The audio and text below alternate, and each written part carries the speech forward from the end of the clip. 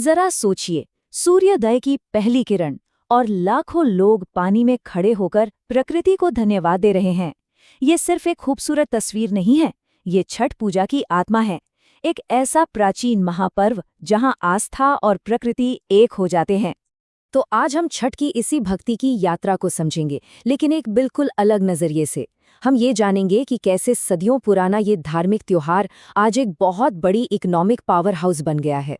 तो सवाल ये उठता है कि एक ऐसा कठिन व्रत जिसमें 36 घंटे तक पानी की एक बूंद भी नहीं पी जाती, वो हजारों करोड़ की इकोनॉमी का इंजन आखिर कैसे बन सकता है ना दिलचस्प सवाल। चलिए आज इसी पहेली को सुलझाते हैं। अब इस सवाल का जवाब ढूंढने के लिए सबसे पहले हमें इस त्योहार की आत्मा को समझना होगा, मतलब इसकी जो स्पिरिचुअल कोर है, जो पूरी तरह से प्रकृति की पूजा पर आधारित है। तो छठ पूजा का सार है धन्यवाद कहना। ये त्योहार सूर्यदेव और उनकी बहन छठी मैया को समर्पित है। मतलब एक तरह से देखें तो ये पृथ्वी पर जीवन देने वाली हर शक्ति को थैंक यू कहने का एक महापर्व है। और हाँ, ये कोई एक दिन का त्योहार नहीं है, ये तो पूरे 4 दिनों की एक बहुत कठिन तपस्या है।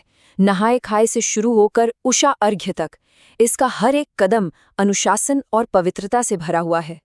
और इस पूरी तपस्या का जो सबसे मुश्किल हिस्सा है वो है 36 घंटे का निर्जला उपवास। जी हाँ, बिना पानी की एक बूंद पिए।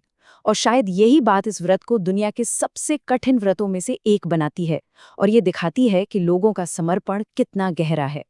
तो फिर ये सवाल भी मन में आता है कि सदियों से इस मुश्किल परंपरा को जिंदा किसने रखा है? इसका जवाब है महिलाएं। वो इस पूरे त्योहार की रीढ़ की हड्डी हैं। जो मुख्य व्रती होती हैं, जो ये व्रत रखती हैं, उन्हें परवैतीन कहा जाता है। लेकिन ये सिर्फ एक नाम नहीं है। वे सिर्फ उपवास नहीं करती, बल्कि उस दौरान वो पूरे परिवार की एक तरह से स्पिरिचुअल लीडर बन जाती हैं। एक परवतिन की जिम्मेदारियां वाकई बहुत बड़ी होती हैं। वो न सिर्फ खुद कठोर नियमों का पालन करती हैं, बल्कि प्रसाद बनाने से लेकर लोकगीत गाने तक और कहानियों के जरिए इस पूरी कल्चरल हेरिटेज को, इस विरासत को अगली पीढ़ी तक पहुंचाने का काम भी करती हैं।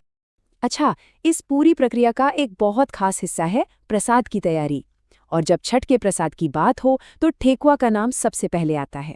इसे तो छठ पूजा की आत्मा तक कहा जाता है। ये सारे प्रसाद बहुत ही ज्यादा पवित्रता और प्यार से बनते हैं और फिर सूर्यदेव को अर्घ्य के साथ चढ़ाए जाते हैं।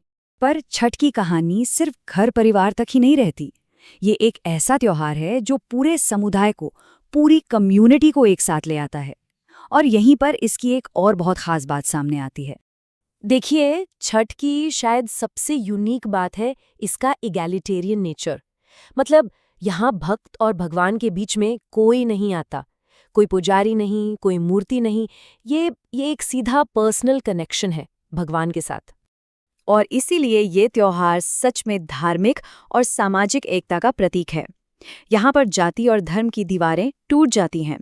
बिहार में तो कई मुस्लिम परिवार भी इस त्योहार के लिए पूजा का सामान बनाते और बेचते हैं।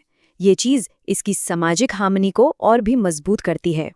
तो चलिए अब आते हैं इस विश्लेषण के सबसे चौंकाने वाले हिस्से पे, जो है छठ का जबरदस्त इकोनॉमिक इम्पैक्ट। और यहीं से हमें अपने पहले सवाल का जवाब मिलना शुरू होता है।